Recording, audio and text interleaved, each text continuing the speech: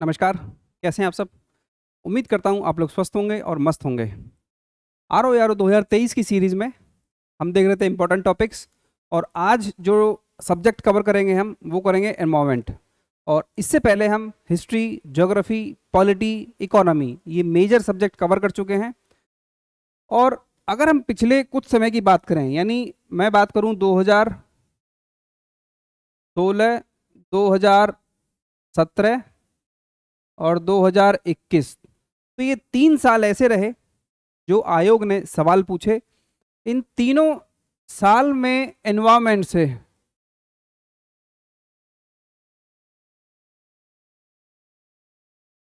10 से प्लस सवाल पूछे गए हैं। अब आप इससे अंदाजा लगा सकते हैं कि ये जो सब्जेक्ट है ये धीरे धीरे आपके परीक्षा के लिए कितना इंपॉर्टेंट होता जा रहा है। ये मैं बात कर रहा हूं केवल आरओ की। और अगर मैं पीसीएस की बात करूं तो यहां पर भी हर साल एनवायरमेंट का क्या हो रहा है, वेटेज बढ़ रहा है, यानी प्लस हो रहा है। तो इस सब्जेक्ट को आपको किस तरीके से कवर करना है और किस तरह के सवाल यहां से पूछे जाते हैं, देखिए यहां पर आपको सबसे ज्यादा फोकस करना है जो रिसेंटली रिपोर्ट्स हैं। जितनी भी रिपोर्ट्स आई हैं वो रिपोर्ट्स आपको बहुत बेहतर तरीके से तैयार करनी है। यानी आपको इस पे ध्यान देना है कि पिछले 2 साल की रिपोर्ट, क्योंकि अगर 10 सवाल आपके पास परीक्षा में है तो 10 सवाल में से 4 से 5 सवाल ऐसे होंगे जो किसी ना किसी आपसे रिपोर्ट का जिक्र किया होगा, जिसके बारे में वो आपसे जानना चाहते हैं। तो पहला तो ये हो गया। दूसरा जो सवाल बनता है यहां से बनता है एक्ट, यानी पर्यावरण से संबंधित जितने भी एक्ट, राष्ट्रीय अंतर्राष्ट्रीय स्तर पे जितने भी कन्वेंशन हैं उनसे संबंधित सवाल आपसे पूछे जाते हैं। एक्ट हो गया, और आपसे संधि या संगठन, इस तरह के सवाल पूछे जाते हैं।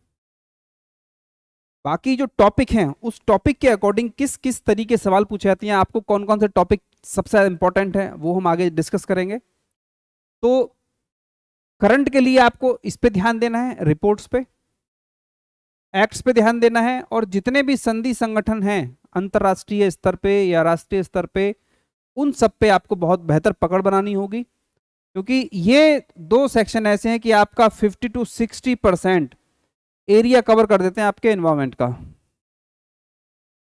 अब बात करते हैं यहां पर कि आपको सबसे पहले कौन से टॉपिक पढ़ने हैं, या एनवायरमेंट के सबसे इंपॉर्टेंट टॉपिक्स कौन से हैं जहां से सबसे ज्यादा सवाल आयोग ने पूछे हैं। तो देखिए सबसे पहले आता है आपका पारिस्थितिकी। सबसे इंपॉर्टेंट टॉपिक है, सबसे ज्यादा सवाल पूछे गए, सबसे बेहतर तरीके से आपको यहां पकड़ बनानी है पारिस्थितिकी पे। दूसरा टॉपिक है आपका अभ्यारण्य, जैव मंडल, रिजर्व। तो यहां पर भी आपसे जो सवाल पूछे जाते हैं, जैसे यहां पर एक तो आएगा आपका सूची 1 और सूची 2, यानी आपका मैचिंग वाला सवाल। तो इस मैचिंग का मतलब होता है कि आपसे एक सवाल में वो 4 सवाल, आपसे सवाल पूछा है एक लेकिन उसमें जवाब चाहिए उसको 4।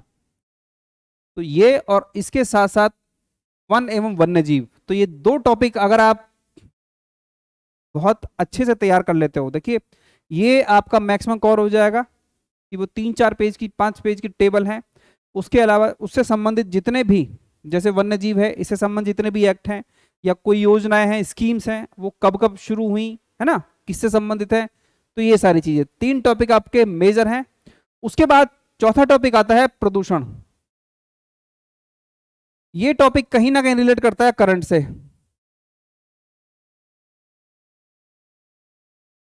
जो पोल्यूशन है ये कहीं ना कहीं रिलेट करता है आपका करंट से, और उसके साथ साथ अंतर्राष्ट्रीय स्तर पे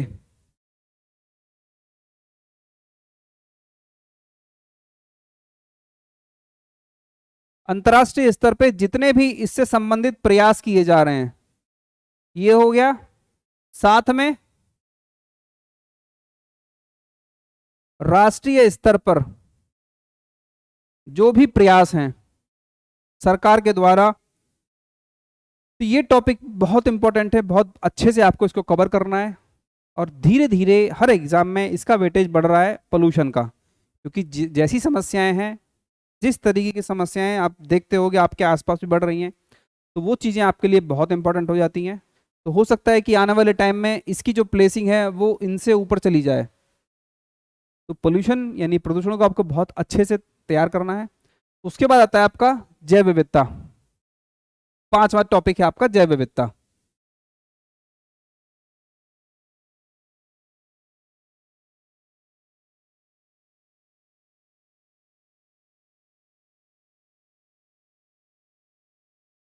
इसके बाद है छठा टॉपिक,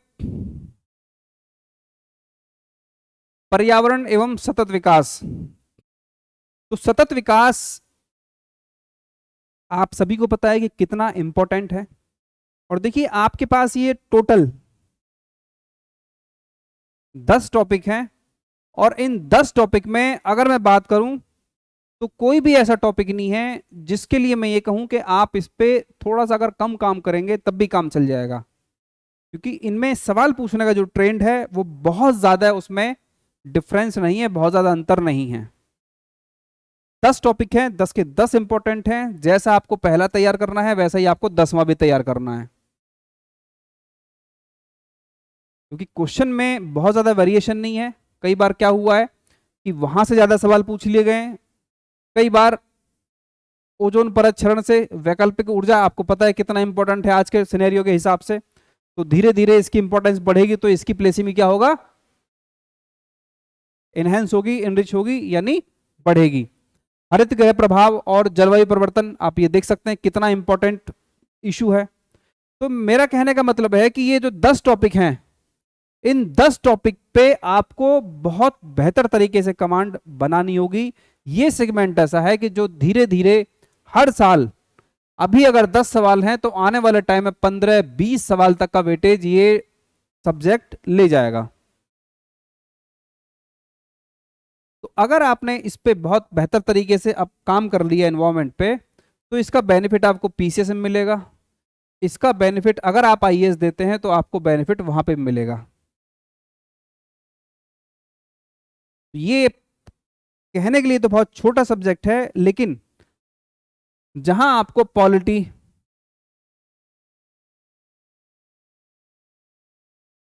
इकोनॉमी, यानी मान के चलिए 12 से 15 सवाल आपको इन दो सब्जेक्ट से भी देखने को मिलते हैं।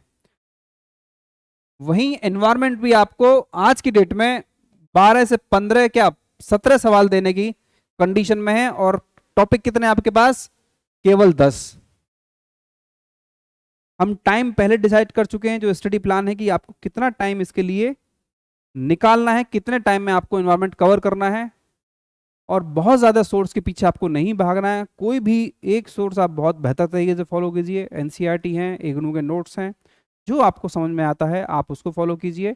और करंट से संबंध में जितनी भी रिपोर्ट्स हैं किसी भी टॉपिक से रिलेटेड, चाहे वो जलवायु परिवर्तन से संबंधित हो, है ना, पोल्यूशन से संबंधित हो, तो जो भी रिपोर्ट्स हैं वो आपको कवर करनी है।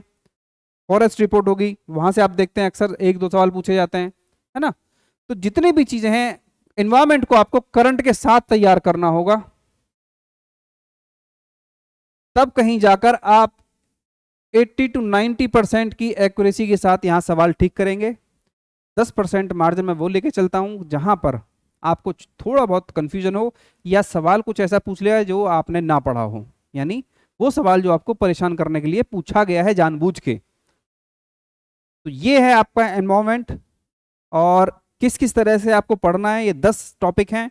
अभी यानी 2021 तक जो एग्जाम हुआ है उस एग्जाम के अकॉर्डिंग जो क्रोनोलॉजी है वो हमने यहाँ मेंशन की है, हमने इस पर बात की, किस किस टॉपिक को किस नंबर पे प्लेस किया गया है, ये आप देख सकते हो। यहाँ पर कोई टॉपिक ऐसा नहीं है जो कम इंपॉर्टेंट हो, लेकिन अभी तक पूछे गए सवालों के आधार पर हमने इस प्लेसिंग की है। आने वाले टाइम में इसमें डिफरेंट हो, बिल्कुल डिफरेंट होगा, क्योंकि इसमें कई टॉपिक ऐसे हैं जैसे हरित गृह प्रभाव, वैकल्पिक ऊर्जा, ओजोन परत क्षरण, ये टॉपिक ऐसे हैं कि धीरे धीरे इनका वेटेज बढ़ेगा। तो अभी तक हम हिस्ट्री, ज्योग्राफी, पॉलिटी, इकोनॉमी और आज एनवायरमेंट, ये सारे सब्जेक्ट जीएस के कवर कर चुके हैं।